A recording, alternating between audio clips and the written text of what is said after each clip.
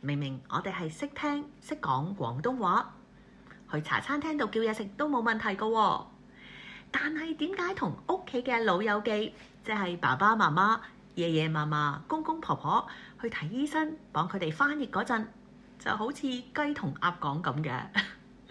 雞同鴨講嘅意思即係溝通唔到啊！明明係廣東話嚟㗎喎，點解中間好似有一埲牆溝通唔到啊？因為識得問你今日食咗飯未啊，同埋邊度痛啊，其實係兩件事嚟㗎。除咗中間係涉及咗一啲專業嘅醫學名詞之外，仲有唔同嘅溝通技巧啦、文化差異等等。嚟緊呢個系列，我哋會由最基本開始講起，希望呢一啲影片可以幫你成為屋企人同埋醫護人員之間一個更加好嘅溝通橋梁。呢一集我哋會講下點樣幫老友記同埋醫護人員起一個更加好嘅溝通空間。喺影片嘅第二部分，我哋會講下當醫護人員第一次去見病人嗰陣，通常會問佢哋病歷等等嘅廣東話係點樣講。好多時老友記去到醫務所啊、醫院啊，就會有啲周身唔聚財嘅感覺。意思唔係指佢哋有冇錢喎，而係嗰啲坐又唔係、企又唔係，好唔自在嘅感覺。又或者佢哋覺得好大壓力、好緊張，好似會俾人審犯咁啊！所以一個令老友記覺得舒服、有禮貌嘅稱呼，係幫佢哋放鬆嘅第一步。一開始嗰陣，你可以主動咁樣介紹，醫生，呢個係我媽媽。跟住你可以同你媽咪講，媽咪，呢個係陳醫生啊，你想佢點樣稱呼你啊？張太啊，定係張婆婆啊？咁樣做其實係俾翻個主導權老人家，等佢哋覺得受到尊重。譬如老人家話是但啦，冇所謂啦，你就可以咁樣講，醫生，你可以叫佢做張太啊。平時咧喺社區中心啲朋友都係咁樣稱呼佢㗎，佢會覺得親切啲，咁樣就可以將醫生同病人嘅距離拉翻近啲啦。點樣稱呼你啊？點樣稱呼你啊？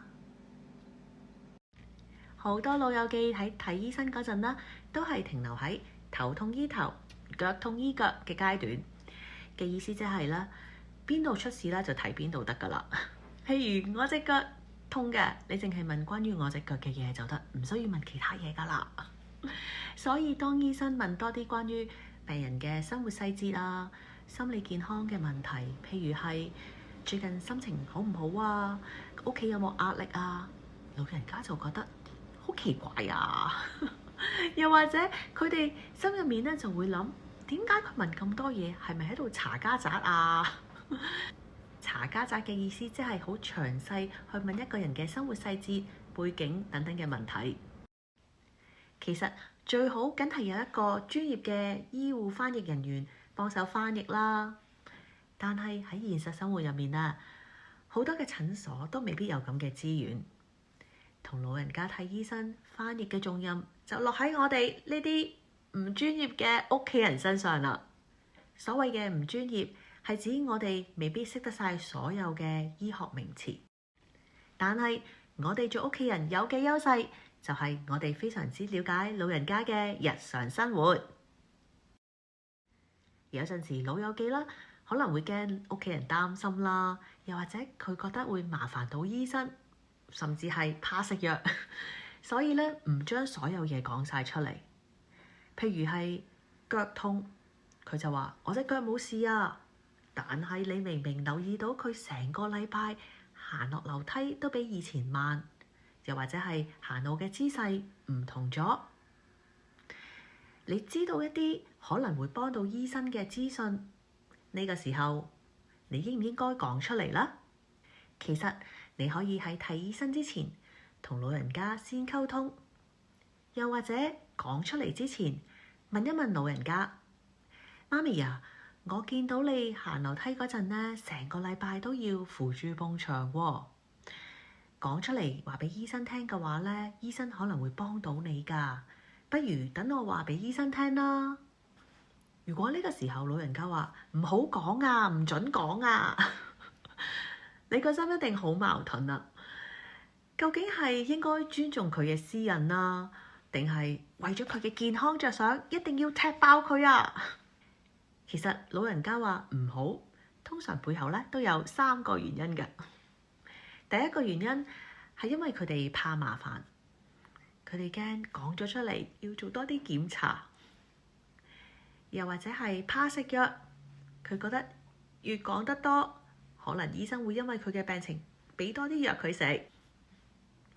面子問題，尤其係失禁啊、跌倒啊，又或者係記憶嘅問題，佢哋可能覺得自己好醜、好冇用，變咗個廢人咁。如果老人家係都話冇事，我哋唔好即刻話邊度冇事啊，明明你就咁樣，會令佢哋覺得好冇面，下次唔俾你跟埋佢哋一齊去睇醫生添啊！你可以咁樣同老人家講：媽咪啊，醫生要知道晒所有嘢，先可以幫你揾一隻最啱你嘅藥。你講晒啲嘢出嚟，咁樣係幫緊佢啊！將焦點由你隱瞞病情，轉為你而家幫醫生做一個正確嘅診症，老人家就會覺得容易接受啲啦。如果老友記好堅持，咁我哋可以點啊？雖然我哋係好緊張老友記嘅身體，好想將我哋知道嘅所有嘢話晒俾醫生知，但係有一樣嘢係好緊要㗎。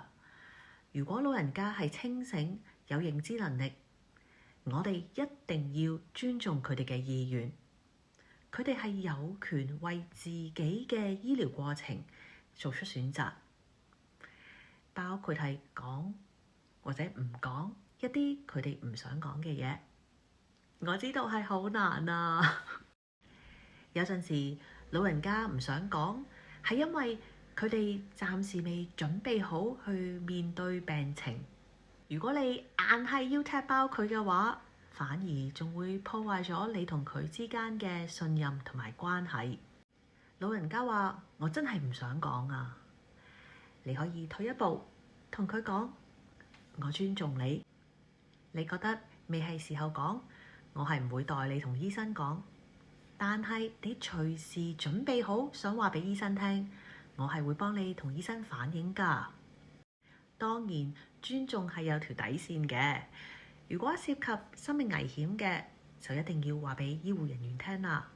仲有，我哋陪老人家去診所或者醫院嗰陣，如果佢哋係有能力去為自己作答嘅話呢，我哋盡可能都俾佢哋自己答，咁樣可以維持佢哋嘅自尊心，等佢哋覺得自己仲有能力去照顧自己。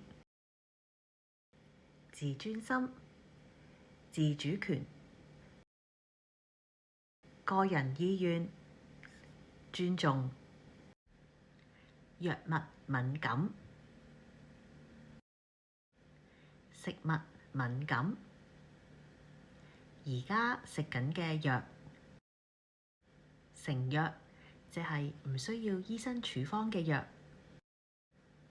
中藥或者草藥，以前嘅病歷，以前做過嘅手術，以前有冇入過醫院，屋企人病歷，疫苗記錄，有冇食煙，有冇飲酒，有冇吸食毒品，有冇睇過其他醫生，最近做過啲咩檢查或者掃描。希望呢一集講嘅詞彙啊、技巧啊，可以幫到你。等你下一次同老友記去睇醫生翻譯嗰陣啊，唔使雞同鴨講。如果你覺得有邊一句廣東話係難翻譯嘅，喺下面留言俾我哋。下一次再見，拜拜。